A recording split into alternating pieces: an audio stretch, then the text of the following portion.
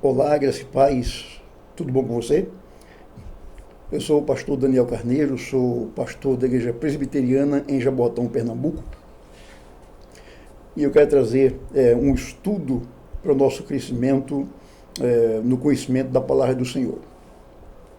E o assunto que eu quero trazer hoje não é um assunto nada assim popular, não é um assunto nada satisfatório, que deixa as pessoas sorrindo, mas pelo contrário, é um assunto que deixa muita gente com raiva, muita gente revoltada, que deixa muita gente preocupada, pensando, será? Que assunto é esse? O inferno. O inferno. O inferno é um assunto muito polêmico, para lá de polêmico. Muitos acreditam que ele de fato existe, outros não acreditam que ele existe de jeito nenhum. Fala desse assunto, traz caloroso debate, onde os debatedores apresentam os seus mais variados argumentos para mostrar sua crença ou descrença na existência do inferno. Como eu sou partidário de que o inferno existe, porque eu creio na Bíblia, então eu quero trazer hoje uma reflexão sobre esse assunto, mostrando o que a Bíblia ensina, ou pelo menos algumas coisas que a Bíblia ensina a respeito desse assunto que traz tanto pesar nas pessoas, que traz tantas preocupações e que coloca algumas dúvidas assim na mente das pessoas. Primeiramente, eu quero começar falando sobre o que é o inferno. Bom, a palavra inferno, em nossa língua portuguesa, em nossa Bíblia, ela é a tradução de duas palavras que vêm da língua grega. A primeira palavra é a palavra Geena. Essa palavra aparece 12 vezes no Novo Testamento.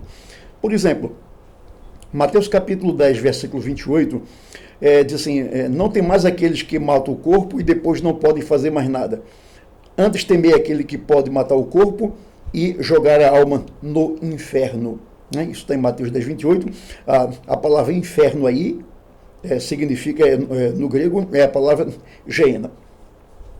Bom, originalmente o Geena, ela é uma palavra de origem aramaica, né? É o Geinon, né? Geinon na língua grega, na língua hebraica, desculpe, o aramaica, né? E ela se refere ao vale do filho de Inom, que ficava ao sul de Jerusalém. Durante a época dos reis Acais e Manassés, lá em Israel, né? Então, era costume pais, mesmo pais judeus, né, sacrificarem seus filhos a Moloque. Moloque era um deus pagão, um deus amonita. Ele tinha o corpo de homem e cabeça de bode, né, e ele era representado por uma estátua em pé, oca, geralmente, com as mãos erguidas para frente. Vinha alguém e colocava fogo dentro da estátua, uma estátua de bronze. A estátua ficava bem aquecida. Então, chegava um pai ímpio, miserável, com a criança, seu filho, e colocava a criança, amarrava a criança nos braços daquela imagem, e a criança derretia ali naquela imagem. Então, isso aconteceu, isso no mundo pagão acontecia constantemente, mas infelizmente isso aconteceu entre o povo de Deus. Na época dos reis Acais e Manassés, isso aconteceu, né? Os pais sacrificavam seus filhos a Moloque, é o que a Bíblia condena. Não terá entre vós quem faça passar pelo fogo seus filhos. Então, passar o filho pelo fogo é exatamente sacrificar o filho a Moloque. Mais tarde, o Geinon se tornou um aterro, um lixão, tornou-se um lixão, onde ali eram colocadas carcaças de corpos de animais mortos, bem como ali eram jogados corpos de criminosos que eram executados. Então, o Geinon era um lugar de fogo e fumaça contínuos, porque ali tinha muito lixo, né? Então o fogo estava sempre queimando o lixo, fogo e fumaça contínuos, né? E era infestado com larvas, vermes e animais daninhos. Na época de Cristo, a palavra Geena era comumente usada, ela era comumente empregada para denotar o lugar de punição e tormento final para os perversos, um lugar de eternas morte, corrupção, impurezas e misérias. Então, Geena é a primeira palavra no grego que em português é traduzido por inferno. Né? Quer ver outro exemplo? Quando Jesus disse, se o teu olho te faz escandalizar, te faz tropeçar, arranca-o, porque é melhor você entrar na vida com um olho só do que tendo dois olhos, ser lançado no inferno. Inferno ali no grego é a palavra Geena. A outra palavra do grego, que foi traduzida como inferno para o português, é a palavra Hades. Essa palavra aparece 10 vezes no Novo Testamento. Por exemplo, Apocalipse capítulo 20, versos 13 e 14, diz que no contexto diz a morte e o inferno. Né? A morte e o inferno foram jogados para dentro do lago de fogo. A palavra inferno aí no texto de Apocalipse, no grego, é a palavra Hades. Né? Essa palavra Hades, ela pode descrever apenas a morte. Né? O que é o Hades? Tem alguns sentidos. Então, o Hades pode ser simplesmente o estado de morte. O estado de morte. Né? Então, fulano morreu e foi para o Hades. A ideia é, fulano morreu, ele está no estado de morte, ele tá no além. Né? Então, o Hades pode se referir assim, a moradia, a morte e a moradia geral dos mortos. Então, nesse sentido, todo mundo que morre vai para o Hades, nesse sentido, né, de que o Hades se refere apenas à morte, é o estado de morte, a pessoa está morta. Agora, em Lucas capítulo 16, e daqui a pouco eu vou expor melhor esse texto, em Lucas capítulo 16, essa passagem aí é usada para se referir ao Hades como um lugar onde os perversos são atormentados. Então, a Bíblia tem pelo menos esses dois sentidos da palavra Hades. Um se refere à morte. Né? O que é o Hades? O Hades é a morte, o Hades é o estado de morte. Então, a pessoa está no Hades no sentido de que a pessoa morreu. Mas também tem um sentido de que o Hades representa o lugar para onde os perversos são jogados. Né? São jogados e lá eles são atormentados. O Hades é a moradia temporária dos perversos desencarnados, né? Ou seja, quem está no Hades é apenas a alma dos perdidos. A alma dos perdidos. A alma dos perdidos está lá aguardando a ressurreição para que corpo e alma juntos sejam então jogados no inferno.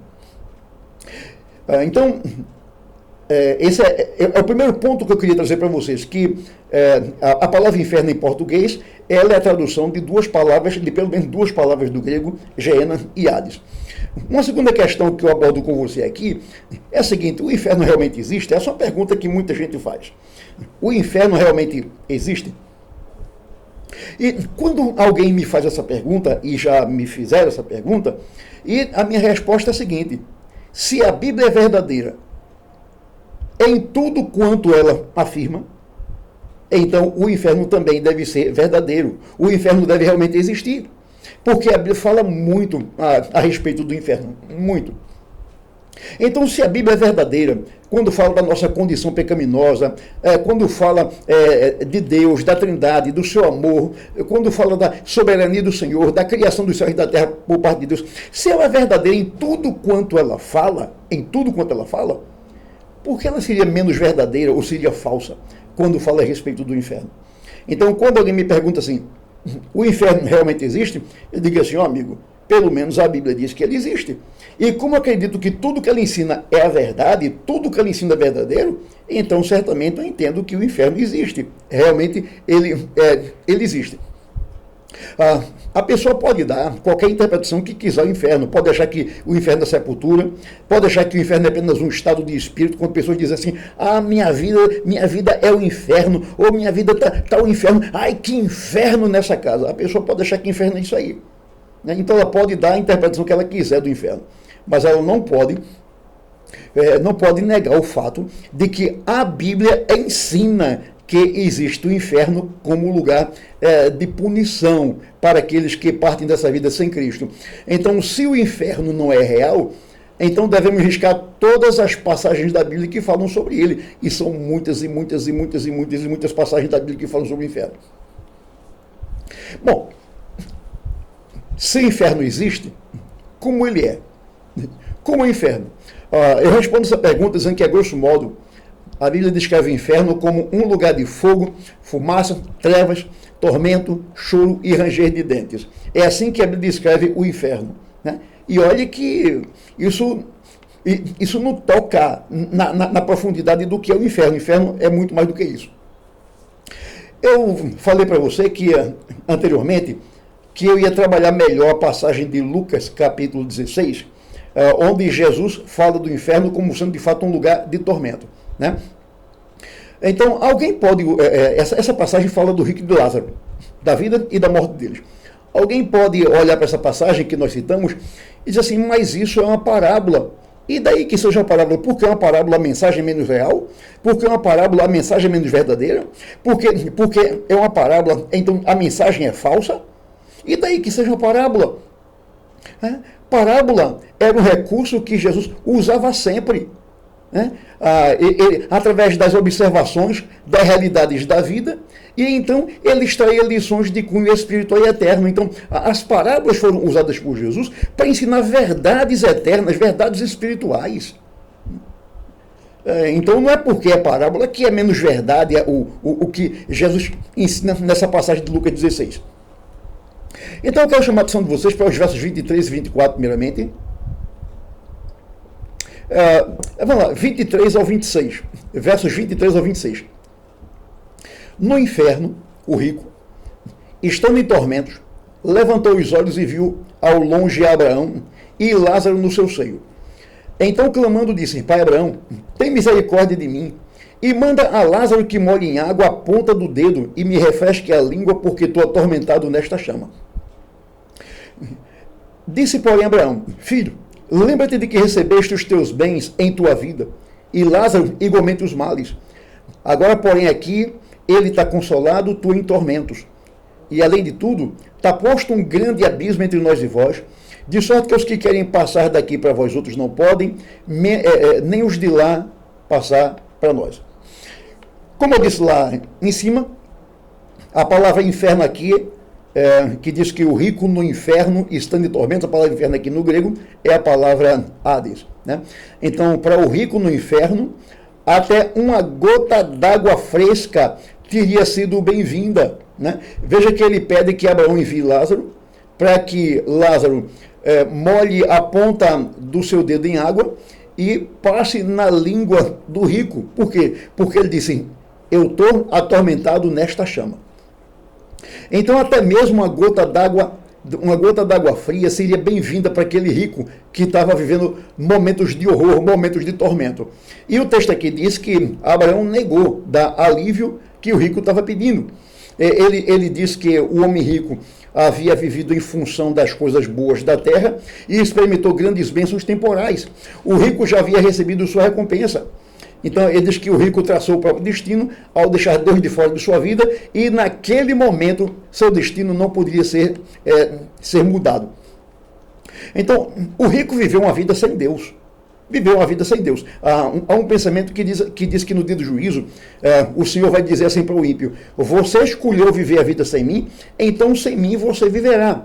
É assim, o ímpio vive a vida inteira sem Deus, e então, imaginando que quando ele morrer, Deus vai ser misericordioso, gracioso, compassivo, vai ter pena dele e não vai mandá-lo para o inferno. Essa é a falsa esperança que o ímpio pode ter.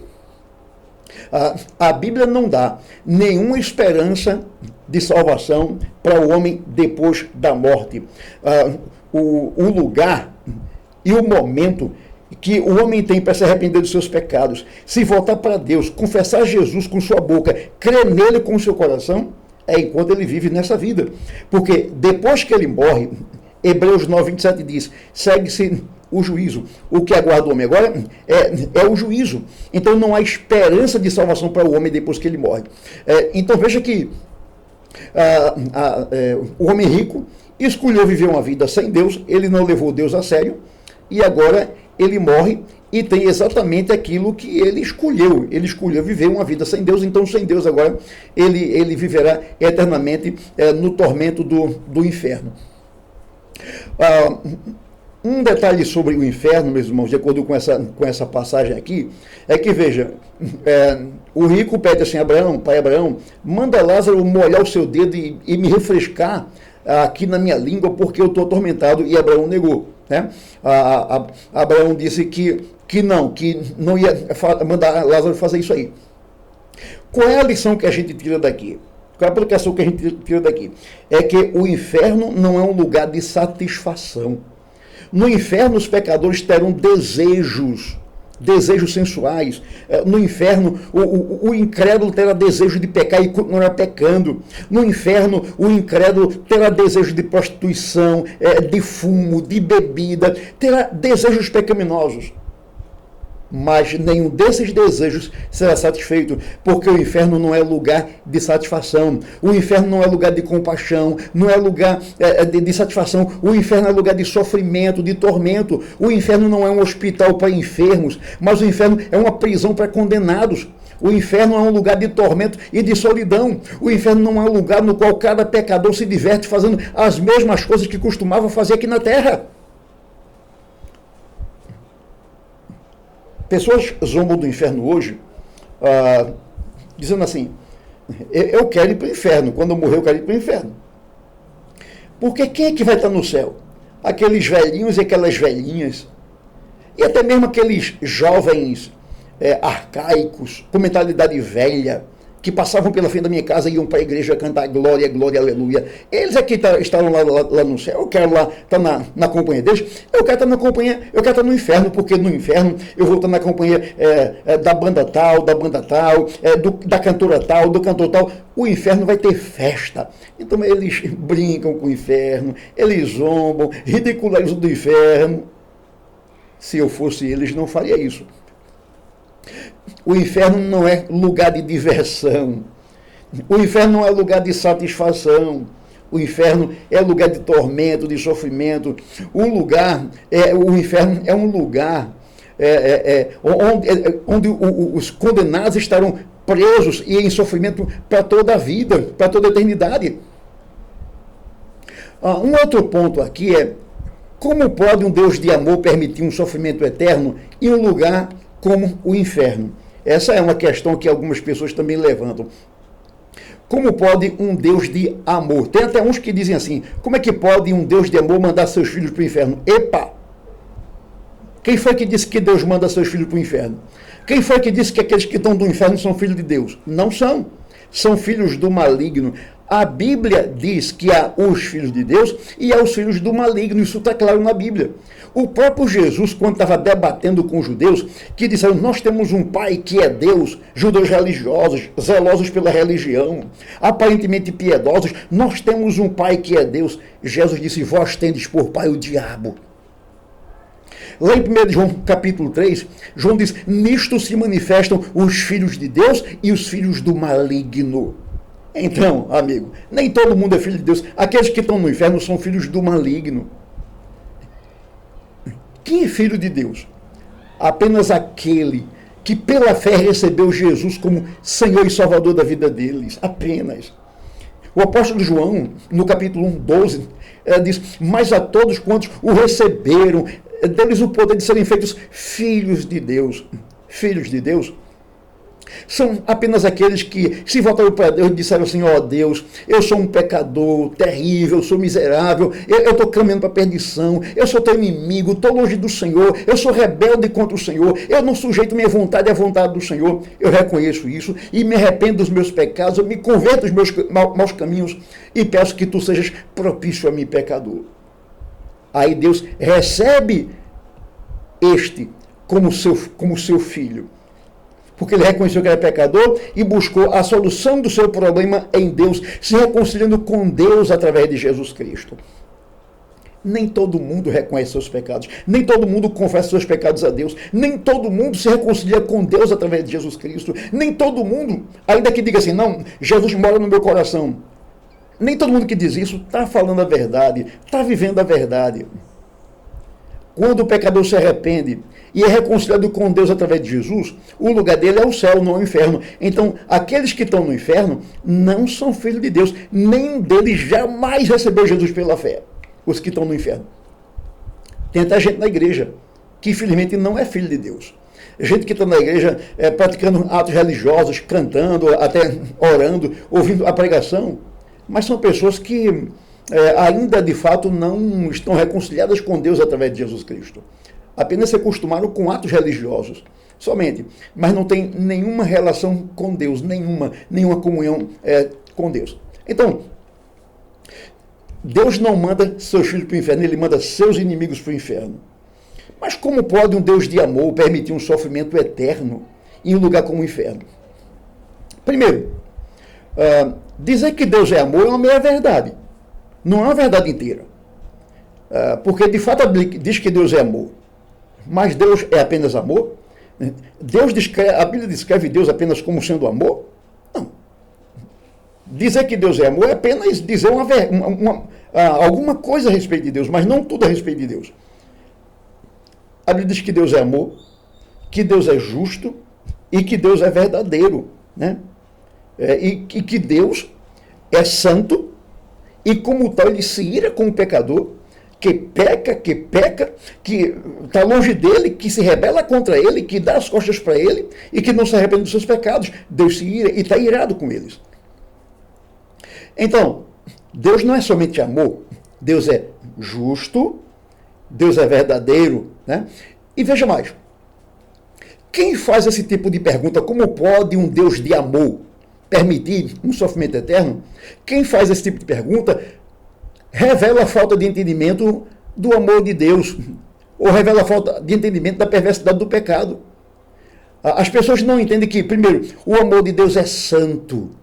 O amor de Deus não é um sentimento superficial, é um amor santo, que não tolera que alguém desmereça o seu amor, que alguém rejeite o seu amor. O amor de Deus é revelado profundamente em Jesus. Aquele que rejeita Jesus está rejeitando o amor de Deus. Então aquele que rejeita o amor de Deus será certamente castigado. É o que a Bíblia ensina. Então, primeiramente, as pessoas não compreendem o caráter do amor de Deus. O amor de Deus é santo. A primeira coisa que as pessoas não entendem. Por isso que perguntam, como é que pode um Deus de amor permitir um lugar como este? Permitir um sofrimento eterno? Porque essas pessoas não compreendem a qualidade do amor de Deus, que é um amor santo. Outra coisa que as pessoas não conhecem é a perversidade do pecado. Pecado não é uma brincadeirinha, pecado não é uma fraqueza do qual o homem não é responsável. Pecado é uma rebelião contra um Deus santo e amoroso. Pecado é uma ativa rebelião contra Deus. Pecado é uma transgressão da lei de Deus, é uma falta de conformidade com a lei de Deus. Pecado é o homem deliberadamente dar as costas para Deus. Pecado é o homem deliberadamente ser rebelde contra Deus. O homem é rebelde contra o Deus Santo e seu amor. Deus não manda as pessoas para o inferno antes de lhes advertir que se arrependam, que confessem o seu pecado e creiam em seu Filho, o Senhor Jesus Cristo. Veja, você que tem filho, por exemplo, que já bateu no seu filho, você, antes de bater no seu filho, certamente você o advertiu. Filho, não faça mais isso. Porque a próxima vez que você fizer isso, eu vou bater em você. Está ouvindo? Aí o que acontece? Aí o filho ignora essa sua advertência, e ele repete aquele ato maldoso. O que acontece? Você chama o filho e diz, filho, eu lhe avisei que se você fizesse aquilo de novo, eu ia bater em você, tá ok? Você fez e eu vou bater em você. Então você bate no seu filho. Então veja, antes de bater no filho, você o adverte. Deus é do mesmo jeito. Antes de jogar o pecador no inferno, Deus adverte o pecador. Deus chama o pecador ao arrependimento. Deus chama o pecador a deixar seus pecados, a se voltar para Ele, a confessar Jesus como o Senhor Salvador da vida dele. Então Deus chama o pecador ao arrependimento. Deus chama, né? Mas o que acontece? O pecador se faz de surdo. O pecador fecha os ouvidos. Ele não dá atenção às advertências de Deus. E depois ele vai reclamar de quê? É assim que você amou. Deus diz, eu sou tanto amor que eu te avisei muitas e muitas e muitas vezes desse lugar. Mas você não quis me ouvir, você quis caminhar de acordo com a sua natureza pecaminosa, você não ouviu minhas advertências. Então o pecador não deve reclamar de nada, a não ser de sua própria incredulidade e rebeldia contra Deus. Então, o pecador vai para o inferno porque ele escolheu ir para o inferno, né? Ele quis viver uma vida que fosse para o inferno. Ele não quis viver uma vida que fosse para o céu. Ele não quis viver uma vida que fosse agradável a Deus. Ele quis viver uma vida que o levasse para o inferno. Alguém pergunta assim, onde é que fica o inferno? E nós respondemos que o inferno fica no final de uma vida sem Cristo. Então, se alguém quiser saber onde fica o inferno, é só viver a vida sem Cristo e partir dessa vida sem Cristo, então ele vai encontrar o inferno. O inferno fica no final de uma vida sem Cristo. Uma outra questão que eu quero levantar aqui é a seguinte: é verdade que Jesus falou mais do inferno do que do céu? Se é verdade, por quê? Bom, vários comentaristas, vários, dizem isso, dizem que Jesus falou mais do inferno do que do céu. Quanto a isso, eu faço dois comentários. O primeiro, ainda que Jesus não tenha falado mais do inferno do que do céu, eu garanto a você que ele falou em proporções iguais a respeito do céu e do inferno. Se ele não falou mais do inferno do que do céu, pelo menos ele falou em proporções iguais. Várias vezes, Jesus adverte o homem sobre o inferno. Várias vezes. O segundo comentário é o seguinte: Jesus falou sobre o inferno mais do que todos os autores do Novo Testamento juntos. Junta aí Paulo, Pedro, João, Tiago, Judas. Junte os autores do Novo Testamento que falam sobre o inferno. Juntando todos eles, Jesus falou mais do que eles a respeito do inferno, né? Então, seguindo o exemplo de Jesus, de que falou várias vezes sobre o inferno, os apóstolos, os pais da igreja, os reformadores, os puritanos e todos os cristãos ao longo das eras têm falado sobre o inferno, né? Então, essa tem sido a mensagem que tem sido presente em muitos livros e em muitos púlpitos desde o período da Bíblia, desde o Novo Testamento. De que o inferno é real, o inferno existe, e então o pecador tem que ficar alerta, porque ele pode ser condenado a esse lugar.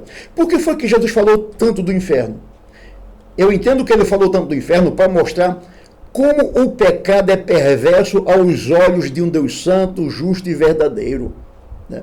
O inferno mostra que Deus não tolera o pecado, mas que o pecado tem que ser devidamente punido. E o lugar que Deus preparou para punir o pecado foi o inferno. Jesus falou do inferno para alertar os pecadores sobre os perigos que eles correm, vivendo uma vida longe de Deus e estando em inimizade com Deus. Um texto que eu posso citar e que deve servir de alerta para muita gente é João 3,36, que diz: aquele que tem o filho tem a vida, aquele que não tem o filho não tem a vida, mas sobre ele permanece a ira de Deus. Então veja, todo aquele que não está em Cristo ainda, todo aquele que não se encontrou com Cristo ainda, está debaixo da ira de Deus. Veja que o texto não diz que aquele que não tem o filho, Deus vai derramar a ira sobre ele. Certamente que virá a ira vindoura que será derramada sobre eles. Mas já hoje, o texto diz, a ira de Deus permanece sobre ele. Não é raro a gente encontrar pregadores que evangelizam assim: Jesus te ama e tem um plano maravilhoso na tua vida. Então, essa evangelização diz que o pecador está debaixo do amor de Deus. Jesus te ama, olha, você está debaixo do amor dele e ele tem um plano maravilhoso na sua vida. Irmãos, essa mensagem não é evangélica, não. Porque Deus não tem plano maravilhoso nenhum para pecadores impenitentes. Deus não tem plano maravilhoso nenhum para pecadores que não se reconciliam com ele através de Jesus Cristo. O plano de Deus para o pecador sem Cristo, para o pecador impenitente, é que a sua ira repousa sobre ele como uma espada afiada de 2 gumes, a ponto de degolá-lo e mandá-lo para o inferno. Deus não tem plano maravilhoso para um pecador que não está reconciliado com ele, para um pecador que é rebelde contra ele. O amor de Deus e seu plano maravilhoso está sobre aquele que já está reconciliado com ele através de Jesus Cristo. Aí sim, então Jesus me ama e ele tem um plano maravilhoso para mim, porque através dele eu fui reconciliado com Deus. Mas o pecador lá fora, o pecador que é rebelde contra Deus, que não se sujeita à vontade de Deus, que quebra constantemente os mandamentos de Deus, que não está nem aí para os mandamentos de Deus, Deus o ama e tem um plano maravilhoso para ele, essa mensagem não é evangélica.